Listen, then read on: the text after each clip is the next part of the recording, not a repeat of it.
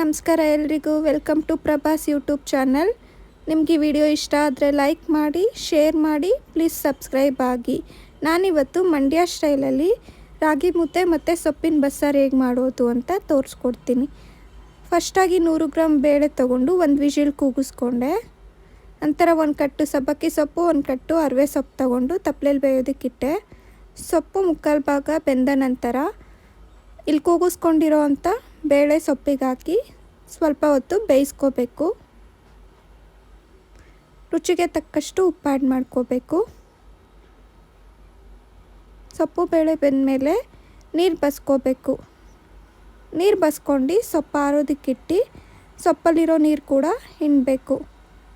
ನಂತರ ಸ್ಟವ್ ಮೇಲೆ ಸೊಪ್ಪಿನ ಒಗ್ಗರಣೆಗೆ ಒಂದು ತಪ್ಪಲೆಯಲ್ಲಿ ಎಣ್ಣೆ ಹಾಕ್ತೆ. ಎಣ್ಣೆ ಕಾದ ನಂತರ ಸಾಸಿವೆ ಹಾಕಿ, ಸಾಸಿವೆ ಸಿಡಿದ್ಮೇಲೆ ಒಂದು 3 ಒಣಮೆಣ್ಸಿನ್ಕಾಯಿ, 2 ಈರುಳ್ಳಿ ಹಚ್ಕೊಂಡಿರೋದು ಹಾಕಿ ಹುರ್ಕೋಬೇಕು.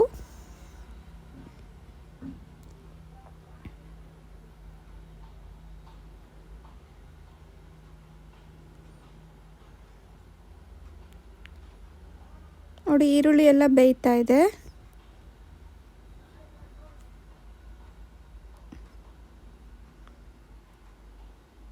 ಈರುಳ್ಳಿ ಬೆಂದ ನಂತರ ಹಿಂಡಿಟ್ಕೊಂಡಿರೋಂಥ ಸೊಪ್ಪು ಹಾಕಿ ತಿರುಗಿಸ್ಕೋಬೇಕು. ಎಲ್ಲ ಒಂದು ಸ್ವಲ್ಪ ಹೊತ್ತು ತಿರುಗಿಸ್ಕೊಂಡು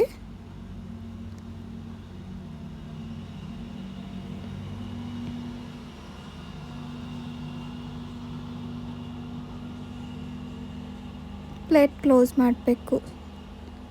ನಂತರ ಇಲ್ಲಿ ಮಸಾಲೆಗೆ, ಸಾಂಬಾರಿಗೆ ಒಂದು ಈರುಳ್ಳಿ ಸುಟ್ಕೊತಾ ಇದ್ದೀನಿ ದಪ್ಪು ಸೈಜ್ದು. ಒಂದು ಮಿಕ್ಸಿ ಜಾರಲ್ಲಿ 1 ಕಪ್ ಆಗುವಷ್ಟು ಬೇಳೆ, 1-2 ಟೊಮೆಟೊ ಕಟ್ ಮಾಡಿಕೊಂಡು ಜಾರೊಳಗೆ ಹಾಕ್ಕೊಂಡೆ. ಒಂದು ದಪ್ಪು ಗೆಡ್ಡೆ ಆಗುವಷ್ಟು ಬೆಳ್ಳುಳ್ಳಿ ಹಾಕ್ಕೊಂಡೆ.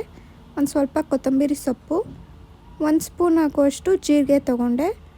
ಅರ್ಧ ಸ್ಪೂನು ಚಿಲ್ಲಿ ಪೌಡರು, 3 ಸ್ಪೂನಷ್ಟು ಸಾಂಬಾರು ಪೌಡರ್ ತೊಗೊಂಡೆ.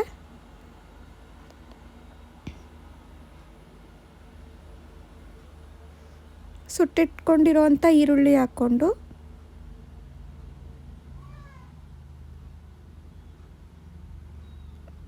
ಒಂದು ನಿಂಬೆಹಣ್ಣು ಗಾತ್ರದಷ್ಟು ಹುಣಸೆಹಣ್ಣು ಹಾಕ್ಕೊಂಡು ಒಂದು ಸ್ವಲ್ಪ ಕಾಯಿ ತುರಿ ಹಾಕ್ಕೊಂಡು ಇದಕ್ಕೆ ನೀರು ಹಾಕ್ಕೊಂಡು ಗ್ರೈಂಡ್ ಮಾಡ್ಕೋಬೇಕು. ನಂತರ ಇಲ್ಲಿ ಸಾರು ಒಗ್ಗರಣೆಗೆ ಒಂದು 4 ಸ್ಪೂನ್ ಎಣ್ಣೆ ಬಿಟ್ಟು, ಎಣ್ಣೆ ಕಾದ ನಂತರ ಸಾಸಿವೆ ಹಾಕಿ, ಸಾಸಿವೆ ಸಿಡಿದ್ಮೇಲೆ ಕರಿಬೇವು, ಸ್ವಲ್ಪ ಈರುಳ್ಳಿ, ಒಂದು ಸ್ವಲ್ಪ ಬೆಳ್ಳುಳ್ಳಿ ಹಾಕ್ಕೊಂಡು ಇದು ಬೇಯೋವರೆಗೂ ಸ್ವಲ್ಪ ಕೈ ಆಡಿಸ್ಬೇಕು. ನಂತರ ಇಲ್ಲಿ ರುಬ್ಬಿಟ್ಕೊಂಡಿರೋ ಅಂಥದಕ್ಕೆ ನೀರು ಹಾಕ್ಕೊಂಡು ಹಾಕಬೇಕು.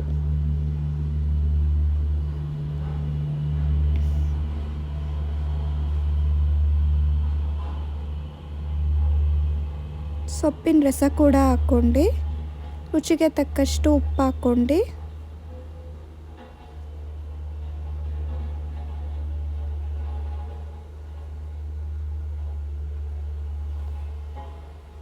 ತಿರುಗಿಸ್ಕೋಬೇಕು.